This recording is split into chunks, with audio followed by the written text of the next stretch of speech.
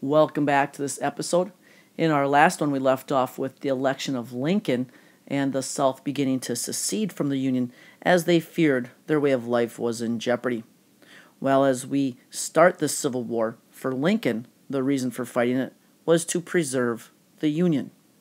And in this episode, we'll be taking a look at the preparations for war. With the secession of the South, the Confederate States of America was established with Jefferson Davis as their president. And their constitution was very similar to that of the United States of America, except for that it guaranteed the existence of slavery. With that said, you've got Lincoln, who's going to lead the North throughout the Civil War, and Jefferson Davis will be the president then for the South. Now, early on, many people thought that this was going to be a short war, but they quickly learned otherwise once the fighting actually began. And as we take a look, both sides had some advantages and disadvantages that played out throughout the Civil War. One advantage for the North was its sheer population, as 79% of all the whites in the United States lived in the North, and 71% of the overall population, including that of the blacks. Now, what this does is it's a source for the enlistees and for civilian manpower, both of which have huge ramifications throughout the war. The North also had a significant advantage when it came to railroads, for there existed over 22,000 miles of railroads in the North, as opposed to just roughly 9,000 miles of railroads in the South.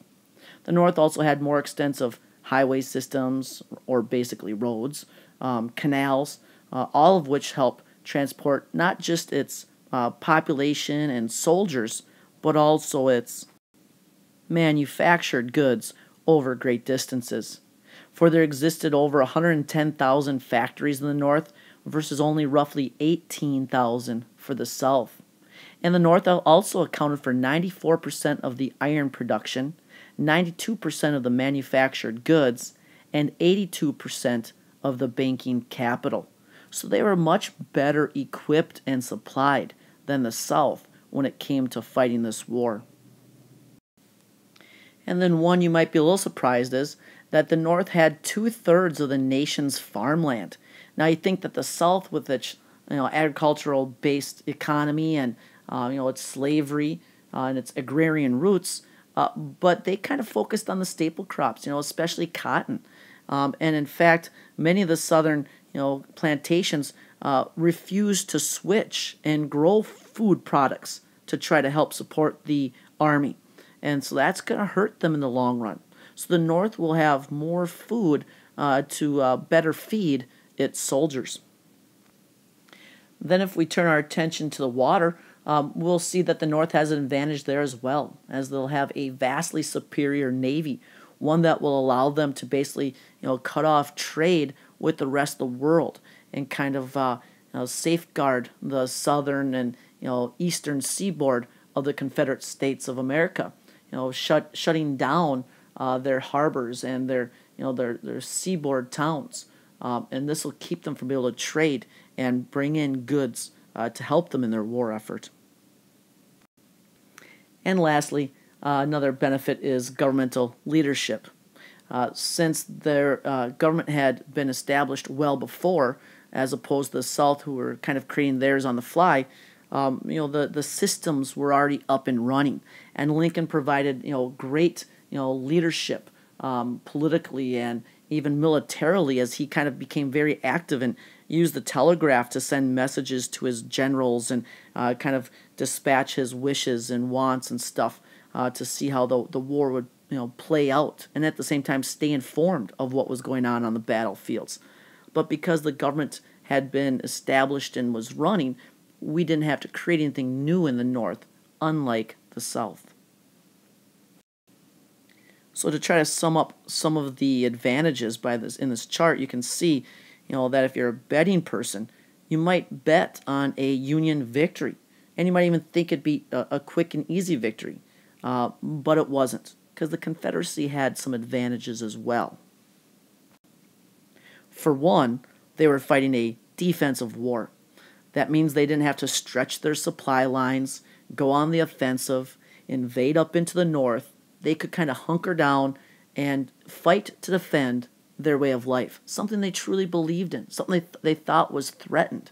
Not only that, but because they're fighting a defensive war, they know the terrain. They know where the hills and ravines are. They know where to, forge a river. They have defensive embankments already in place. And all this gave an advantage to the South because the North had to bring the war to them in order to try to defeat them, so that the South could kind of play a war of attrition, lengthen this war out, let the North in its population kind of grow tired, and then maybe eventually they would agree to let the South secede. The South also had a long-standing history of, strong military leadership. You've got Robert E. Lee, who's looked at as one of the top generals, if not the top general, in all of the Civil War. In fact, President Lincoln even asked Lee to stay with the Union when the war began.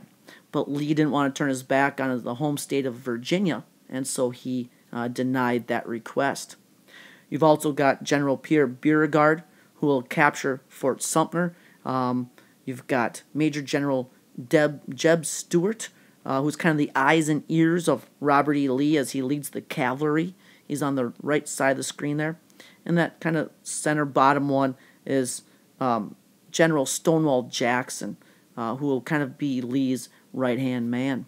But you've got strong military leadership and a lot of Southerners that are used to handling rifles and had fought in the Mexican-American War and had gone hunting and were good with rifles. So this is a big benefit, which will kind of draw the war out longer and longer.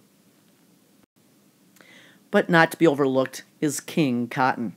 As the South was using cotton as kind of a way to try to keep open diplomatic channels with England and France, hoping to at some point maybe bring one of those European powers in on the southern side, because they relied on southern cotton for their textile factories. They thought that this would be something that they could use to their advantage to get those European powers to support them and eventually recognize them, something that doesn't happen. However, a big disadvantage for the South was kind of the idea of states' rights. Jefferson Davis, had much more difficulties in getting what he wanted from his Confederate states than Lincoln had in getting from his United States. Because, the southern states were arguing states' rights, and, some, counties in the South even went against the draft, saying that, President Jefferson Davis, you don't have a right to tell us to draft our soldiers. We want our men to stay here and work on their farms or whatever it might be. They also denied his request, as I mentioned earlier, to kind of switch over from harvesting cotton to planting, food crops to help feed the soldiers.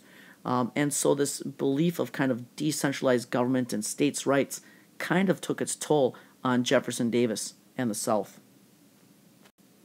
He really was kind of handicapped and incapable of handling the home front problems.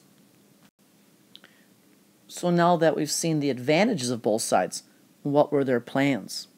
Well, like I'd mentioned, the South was getting ready to wage a defensive war, a war of attrition, to kind of drag this thing out. And for the North, their plan was a little different. It was known as the Anaconda Plan, which kind of had a kind of a three-part strategy. And early on, this was the plan that Lincoln kind of settles upon, but it's never really fully implemented, even though many of the details eventually do play out. The plan was devised by General Winfield Scott, and the three phases included having a western campaign, one that would send 60,000 men down the Mississippi River attempting to cut the Confederacy in half, kind of the idea of divide and conquer. The second part was the eastern campaign, and that was to attack the capital of the South at Richmond, Virginia. And the belief there was that once the capital would fall, the rest of the Confederate states would fall as well. And then the third part of that Anaconda Plan was a naval blockade along the coast throughout the south and eastern shores of the Confederate states, blocking port cities and trying to cut off all trade.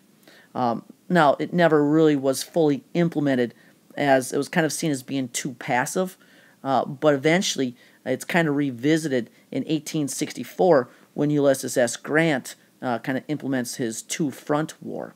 But we'll take a closer look at the actual fighting in our next episode.